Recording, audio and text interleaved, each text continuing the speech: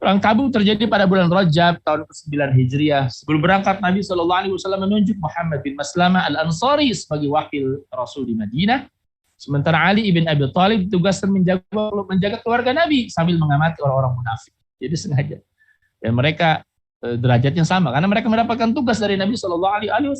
Muhammad bin Maslamah mengurus masalah administrasi pemerintahan Madinah. Sementara Sayyidina Ali bin Abi Thalib memang nggak berangkat pada perang Tabuk. Tapi tugas Ali adalah menjaga keluarganya Nabi. Wanita-wanita dijaga oleh Ali. Dan sambil mengamati gerak-gerik orang-orang munafik. Jangan sampai kemudian Rasul berangkat dengan sekian banyak sahabat, orang-orang munafik ini buat masalah. Maka Rasul SAW menugaskan Sayyidina Ali jaga Madinah. Kira-kira begitu. Tugasnya apa? Menjaga keluarga Nabi SAW dan mengamati gerak-geriknya orang-orang munafik atau manuver-manuver mereka. Karena mereka seringkali buat fitnah macam-macam gitu. Ya, fitnah. Nah, seterusnya rahmati Allah Subhanahu, ini kira-kira perang Tabuk. Ya, Tabuk saat ini bagian dari Saudi Arabia. Ya, saat ini Tabuk itu menjadi bagian dari Saudi. Dulu ya sebagian itu Romawi pada saat itu. Ya, perbatasan. Jaraknya sekitar 700 km, 668 km ya, untuk perjalanan dengan kendaraan mobil sekitar 7 jam, jalan kaki tanpa berhenti ya, itu 6 hari. Ya, jika dengan pasukan besar itu bisa makan waktu 15 hari perjalanan atau setengah bulan. Luar biasa. Jadi jangan anggap remeh. Ya, 700 kilo ya, kalau dengan kalau sendiri dengan kuda mungkin bisa cepat. Ya, mungkin hitungan 1 atau 2 hari misalnya.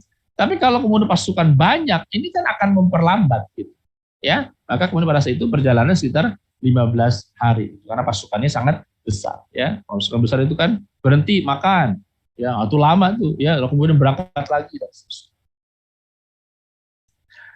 Nah, terus yang dirahmati Allah, ya, pasukannya yang disebutkan tadi adalah Jaishul Us'us, yakni pasukan yang mengalami kesulitan. 30.000 pasukan bergerak menuju utara di tengah terik matahari musim panas. Karena keterbatasan, bahkan 18 orang hanya mendapatkan jatah seekor unta. Masya Allah. Ya, jadi untuk satu ekor unta itu jatahnya 18 orang supaya ya si fulan misalnya ini unta ini sekian belas orang jatahnya, unta ini sekian belas orang jatahnya, nanti mereka gantian naik sekian kilo ya, naik unta, terus kemudian orang berikutnya naik ya, terus kemudian orang berikutnya naik, nanti udah habis balik orang pertama, begitu kira-kira ya. Masya Allah, mereka bisa jadi hanya memakan dedaunan sekedar membasahi bibir mereka saja. Mereka pun terpaksa harus menyembelih unta untuk diambil air di badannya, di samping daging untuk dimakan. Ya, jadi unta itu kan menyimpan air jernih ya. Minuman yang mereka minum itu menyimpan air jernih. Ketika umat Islam kehausan ya disembelih untanya, airnya diminum, dagingnya kemudian dibakar ya, dimasak dan kemudian dimakan. Maka pasukan dikenal sebagai Jaishul Usra, jadi pasukan yang kondisinya sangat sulit pada saat. Rahmati Allah Subhanahu wa taala. Pada waktu perang Tabuk, kaum muslimin mengalami kelaparan sehingga mereka berkata, "Ya Rasulullah, izinkan kami menyembelih unta-unta kami untuk dimakan." Luar biasa. Ini yang saking nggak ada makanan yang nggak dimakan. Artinya pada saat itu kurma udah hampir habis. Mereka izin, "Ya Rasulullah, gimana kalau unta ini kami sembelih?" Ya, lalu kemudian kami masak, kami makan. Ya, kata mereka. Maka Nabi SAW mengatakan, "Lakukanlah." Ya. Lalu Umar datang, saya berkata, "Wahai Rasulullah, kalau mereka menyembelih unta-unta itu, misalnya kendaraan kita itu tambah berkurang saja gitu. Maka perintahkan saja mereka mengumpulkan sisa perbekalan mereka, kemudian doakanlah semoga Allah berkahi." Itu usulan dari Sayyidina Umar bin Khattab radhiyallahu anhu. Ya, jadi ada sebagian orang mati, "Ya Rasulullah, izinkan kami untuk menyembelih, ini kita udah habisan makanan." Kata Umar bin Khattab mengatakan, "Ya Rasulullah, kalau kemudian untanya disembelih, ya nanti kemudian semakin berkurang dong kendaraan kita gitu. Ya, saran saya kumpulkan saja sisa-sisa makanan, kumpulkan dalam satu wadah besar, lalu kemudian doakan untuk keberkahan." Maka Nabi memerintahkan agar sisa-sisa perbekalan mereka dikumpulkan di atas tikar yang digelar. Ya, ada alas digelar, kurma-kurma ditumpahkan di situ yang punya sisa satu genggam, sisa beberapa butir, ya kemudian disimpan di atas alas tikar tadi. Lalu Rasulullah SAW mendoakan.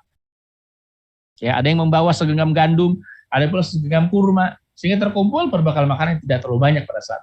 Lalu kemudian Nabi SAW mohon keberkahan. Rasul mendoakan Setelah itu Nabi SAW berkata kepada mereka, ambillah dan penuhilah kantong-kantong makanan kalian.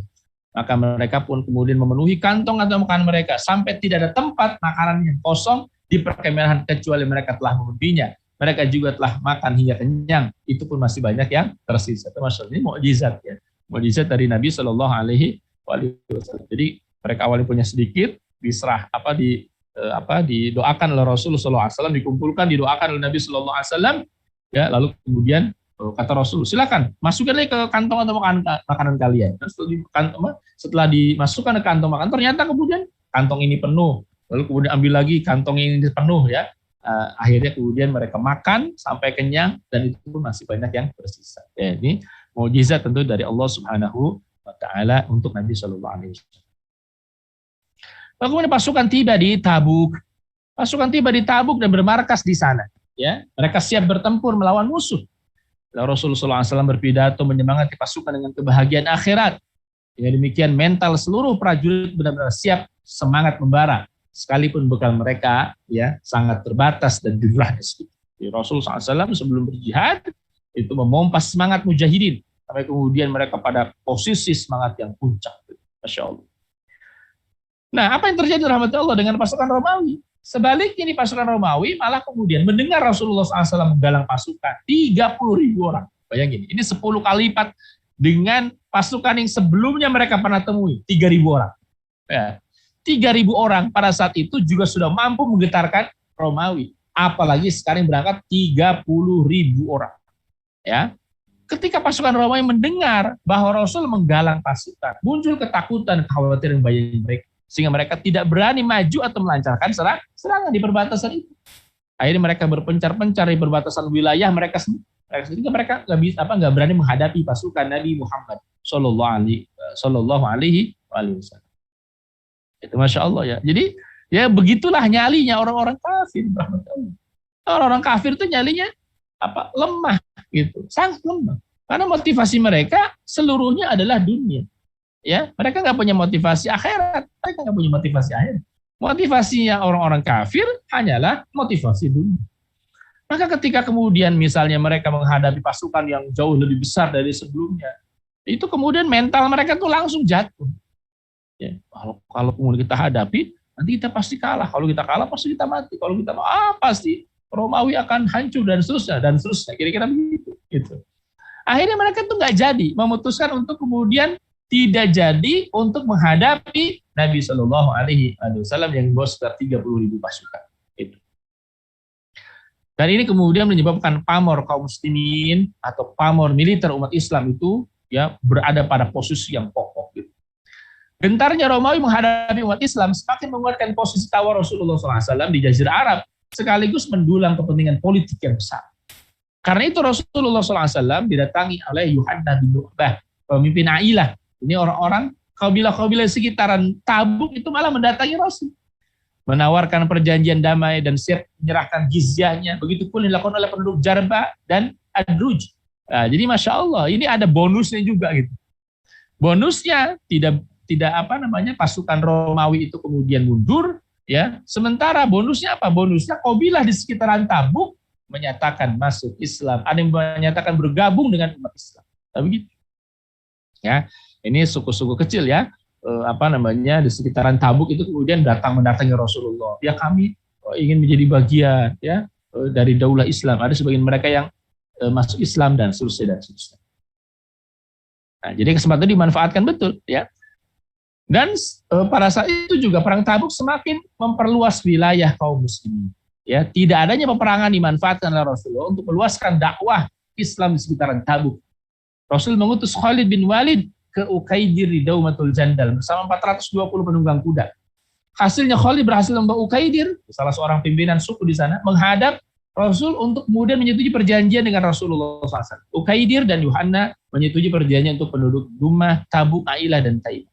Berbagai kabilah yang dulunya tunduk pada Romawi kini berbalik mendukung kaum muslimin. Dengan demikian wilayah daulah Islam semakin meluas. Ya, luar biasa gitu. Jadi dan selalu ya jihad dan dakwah dan dia itu selalu bergandengan. Ini menunjukkan bahwa ya tujuan mulia dari jihad fisabilillah diantaranya adalah untuk memperluas dakwah.